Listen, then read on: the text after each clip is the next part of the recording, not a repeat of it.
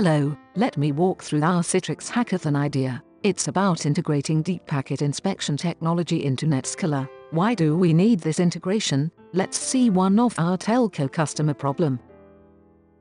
Here is our John, calls his internet service provider and complains that his network connectivity is slow during peak hours. Volga convinces the customer and assures that this issue will be resolved shortly. While analyzing the internet traffic, she comes to know that the bandwidth is heavily used during peak hours. Volga calls Citrix customer service desk and explains that she is facing these issues. Our customer service person says that he has appropriate solution in Netscaler. If rate limit some of the application's traffic like P2P, torrent during peak hours, we can utilize the traffic bandwidth effectively. And he explains how it works in Netscaler. Let's see the packet processing in Netscaler. We have Netscaler integrated with deep packet inspection technology. Basically, deep packet inspection, DPI, is a technology that inspects the incoming packet from layer 2 to layer 7 and identifies what kind of layer 7 application is being used.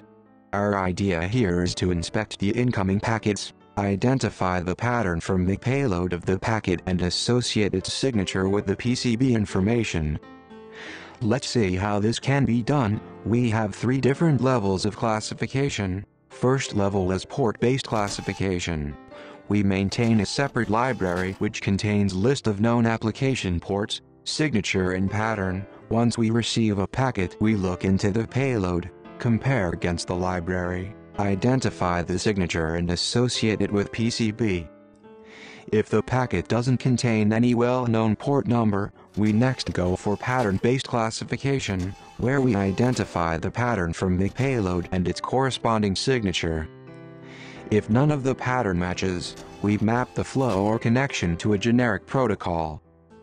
Let's see the list of features that can be enhanced by this DPI integration. App Firewall.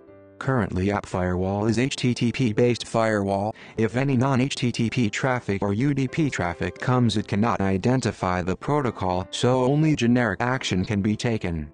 So with application-level knowledge, it will let you to choose any kind of layer 7 application that you want to perform firewall action.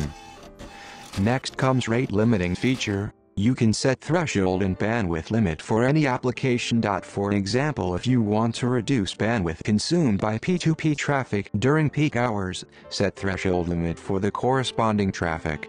Again, choose your application and apply the limiter action.